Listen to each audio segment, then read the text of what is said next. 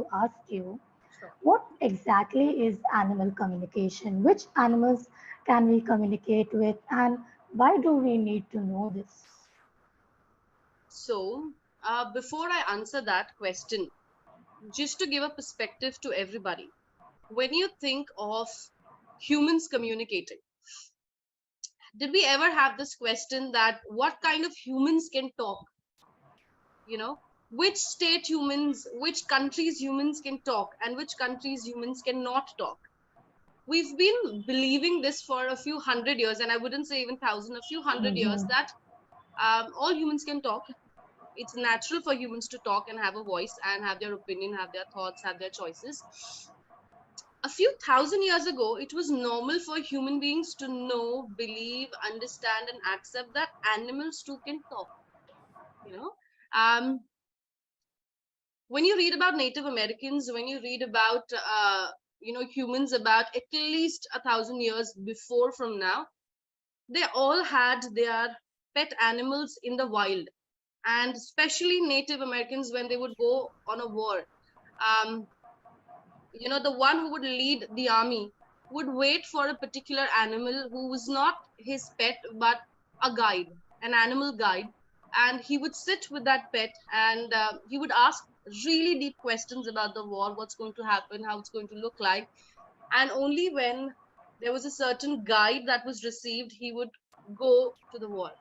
That's the kind of relationship that we had with animals, which is why, even if, to give you a more realistic yet metaphorical answer, if you look at movies, there are so many magic movies which have magical animals.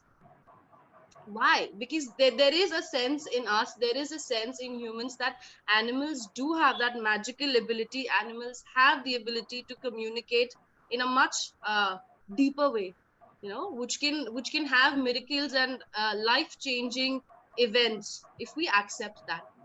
What kind of animals can communicate? All kinds of animals can communicate. I have spoken to practically everything and everybody. Once I woke up in the middle of the night, and there was this one of the houses, the entire, so we live in an apartment Mhm. style place, right? And the building was getting painted. So typically in India, when buildings are getting painted, there are these big bamboos which are placed, right, and they are tied with threads so workers can climb and paint. Middle of the night, I just got up, and I felt like somebody's looking at me, and that is very scary, like somebody's looking at you, Mm. middle of the night. I just happened to look out of the window, and there was a beautiful white owl standing right there. Oh my God. And I was on the seventh floor, Shilpa. No, there is no owl on the seventh floor ever, unless you're living in a forest. And in Mumbai, it's not possible that an owl is visiting you. And because I have been raised in Mumbai, I don't have that much exposure of seeing wildlife so much. Very Yeah, limited exposure unless we've traveled. yeah, yeah. It took me some time that is that an owl? Is that really an owl? And when I kind of flashed lights in other parts of the room, is when I realized that's a white owl looking at me. And immediately I asked, "What is your message for me?" And he just said that, "Don't worry." So this was when COVID happened, Mm-hmm. and we were all working from home, and job was not going that great, and of course, the world was not doing that great. And he just said that, "Don't worry about your finances. It's all getting sorted by tomorrow." I'm like, okay, I'm really going crazy to another level now. I just went on to sleep, and everything is fine. Let's just go back to sleep. The next day, something beautiful happened. One of my very old students called, and she said that, "You know what, Aleesha, I want to rejoin your classes." And she wanted to do that for the next 6 months. And this kept on happening for the next 2, 3 months. So that's when I realized that how important it is to communicate with animals. Sometimes when you're looking for that quick answer and you're restless, your subconscious mind is restless, that's exactly when an animal comes into your life, gives you an answer, and goes away. So simple, right? He flew away. 5 minutes chat with me, and then he was gone. Never saw him Oh again. my God. And that just happened. So I have spoken to fish, I have spoken to frogs, I have spoken to butterflies, to wild animals, to all kinds of pets, to cows, to pigs. Um, Practically every animal can talk, if you want to listen. So, Alisha, are you saying that once we learn animal communication, we can not only speak with our pets, but we can also speak and communicate and attract the way you attracted and such kind of experiences, messages, and guidance? Of course. Oh my It's God. like, think of it as two people in a room. One Mm-hmm. person has a very closed personality, not open to listening to any information, not open to talking to anybody. Whereas you have another person who's more interactive, asking questions, getting knowledge, and responding to everyone who's giving answers. Mm-hmm. Two people in the same room, one wants to talk to an animal, one does not want to talk to an animal. Whom do you think the animal will go to? Mm. No, if somebody is closed, not open to listening to animals, there is no way an animal can communicate. So, is it restricted only to our pets? Not at all. So many of my students, Shilpa, do not even have pets, but they have that inner understanding, love, and connection with a much deeper horizon of nature, which is not restricted to only plants. Often people, when Mm. we talk about nature, it's plants, but animals make Yeah, a huge impact on nature, and they're a very big part of nature. So, yes. really amazing. In fact, Sona says so beautiful. And Alisha, I want to read the responses when we asked people Sure, if they are able to understand their pets. sure. So JA says, yes, I see my pet's eyes and understand the emotion and I talk to them. Pooja say and Angelina say yes. Sans also says sometimes yes, but sometimes no. Sonal, sometimes. Gwen says some understanding is there. Yamini says I find cats are extremely perceptive, and yes, there's many a time I do have a chat with them and I think they get it. Yes, yes. Of course, they always get it, Yamini. And they may even give you a response as a thought, a dream, a message, a social media post. We got to pay more attention to it. you know there is one word in our lives which has become so big: coincidence. Mm-hmm. Everything is a coincidence. There is no coincidence. Everything happens for a reason. When there's a quote that everything happens for a reason, it is true. Believe it.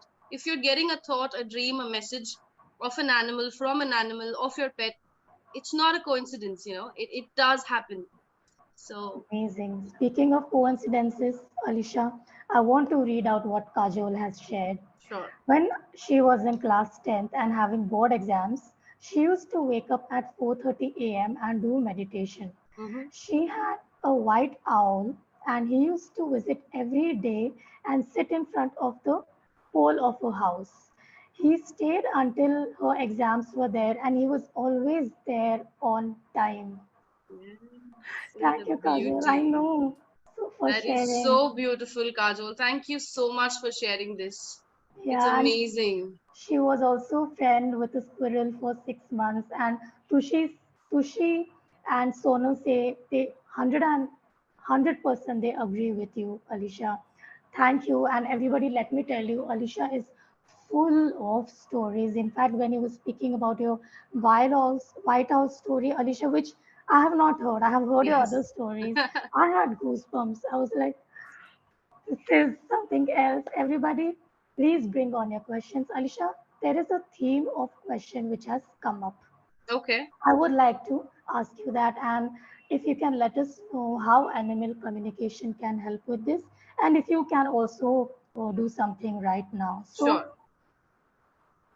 so Tushi says that her male dog, aged around 14 years, cries the whole night and runs around the house the whole day. Is it possible to know why? And I will ask a question later about this. Of course, Kushi. So Tushi, in sorry, did I Tushi, Tushi? Tushi. Oh yes, I can see Tushi. Oh, and I can see your dog. Where? Wait. Oh my God. Hello. Hi, Tushi. Hello, Tushi and gang. How are you? Look at them. Hi. How many are there? Tushi, want to? Hi, Tushi. Um, So, yes, it is possible through animal communication. One, to know why. Okay, first things first, do animals cry? No, animals never cry. As we speak and as we graduate the communication between today and tomorrow, you will get a much deeper understanding of what animals actually are. When I started having pets at home, for me, they used to be all, oh, kitna cute hai, kitna Yeah. pyara hai, so lovely. Trust me, today was, I don't know, after some gazillion years that I've called my dogs cute, because for me they've become like my guides. So imagine if you have a guide, a mentor at home, that cuteness kind of fades away completely. Do they cry? No, animals don't cry. What they do is they have certain kind of sounds through which they want to make us aware of something wrong in their body. That's one. Or there is something wrong in our life which we need to fix. These are the only two reasons why our animals will have different kind of noises. Mm-hmm. Yeah. For dogs it may be howling, or it may be barking, it may be growling, and many different noises which we may feel that they're crying, but they're only trying to bring our attention to a certain, either one part of their body or something that's wrong with us in our life which we need to fix. Once that is taken care of, you will see that this behavior subsides completely. Will it go away forever? That I can't commit, because if Mm-hmm. something else comes up, you will see that this Yeah. behavior has started again. Yeah. But definitely through an animal communication session, we can get to know that what exactly is it that's bothering you. Imagine you're talking to a human being who's in pain, or who's not in the best of mood and feelings. How do you ask what is wrong? You have a communication with Yeah. them, right? There are two ways animals talk. One is through body language. Mm-hmm. For those who have pets, or who are feeders, or who've been looking at different animals and other people's pets, after a few years we develop the sense that one look means food, the other look means petting, the third look means go for a walk. How is that? That is because the first way animals communicate is body language. The Mm-hmm. second way they communicate is telepathically. Actually, telepathically is the first way. The very first time that they come into our lives, there is always a reason. Every single pet that you have in your life has a life purpose attached to one person in the family. Sometimes it's also an entire family. Community dogs, they have life purposes attached to an entire community. I'll tell you a story on the similar lines. Just 3 days, 3 or 4 days ago, I put this up on my page as well. In fact, that a very beautiful client of mine wanted to have an animal communication session with a rescued cat, mother cat, which had two kittens. And there was a third kitten as well, but because of all the rain here, she couldn't find the third kitten. And she wanted to ask this mother cat, are you okay? Do you need something? Mm-hmm. And once you're well and medicated, I want you to get adopted. To my surprise, it has never happened in so many years. This cat said that, I'm really sorry, but can you please put me back to the same place where you got me from? I do not want to get adopted. I do not need a home. I want to go at the same place. And that place, my friends, is actually a seashore with just abandoned boats. For people who Mm-hmm. are from Mumbai, you would know how the abandoned beach area here is. It has only just a very barren land, practically no food for the cats, no good water, and you don't have the best of people going there. And I asked her that, why is it? Do you know that it's not safe for you to go back? Because this client is really empathetic, and she felt it'll not be safe for her to survive again on the roads. She said, I'm willing to take that risk. I know I will not have a longer life as I would if I'm an indoor cat, but I'm okay with that because my purpose is attached to a community. I love talking to people who come at the seashore at night. She categorically said that people actually come here at the abandoned boats and they have dinner. And I like watching that. I want to do it. And we asked her, what about your third kitten? We're not able to find her. She just said that it's really okay, you will find her today or tomorrow. It's really fine. That's the level of detachment that animals have. There are so many times that we adopt one animal, and then Mm-hmm. they litter in the house, and Mm. then you have, from one you may have like 5 6 animals at home, and when they grow up they all start fighting with each other, and you're like, why is the father and the son and the mother and the sister and they're fighting? They do not have this concept. Mm-hmm. Animals are the only beings who are truly unapologetic, and they have this sense that this is my space. And as far as I am loved, I am getting food, I have my boundaries met, I'm good. You are my father, you are my brother, you're my sister. That concept is not there in my head. So they teach us a lot of freedom. You know, for me personally, if you look at, even if you look at my photographs 10 years ago, you will find me as as a very sad person, you know, somebody who's just running life on autopilot. And ever Mm-hmm. since I have started communicating with animals, which I did, by the way, over and above a full-time 10 hours job, you know, I would come home, and at night after work is where I would start talking to animals, do it until midnight or 3 or 4 in the morning, sleep in the morning 7 o'clock, again get up and, you know, go to work. That cycle, I still loved it. Mm-hmm. And no dark circles, no having any body pains, because they truly became um this, for the lack of a better word, this therapist that I was looking for. Mm. You know, a lot of my pent up emotions got channeled through animal communication, because I would ask those kind of questions. And yeah, it's just beautiful. You won't believe, 3 months ago we've moved to a new house. It is because our dog, whom you saw at the beginning of the call, he said, Mm-hmm. so he bit me. And he's a Labrador.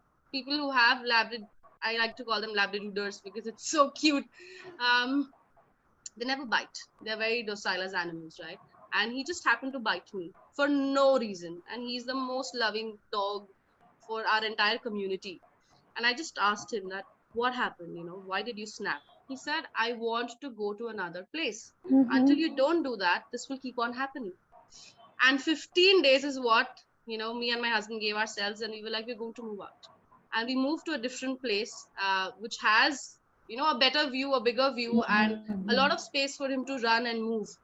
It's been 3 months now, and you saw him. He just sleeps and he just plays Mm-hmm. and he just eats. Yeah, looks happy Yes. and sorted.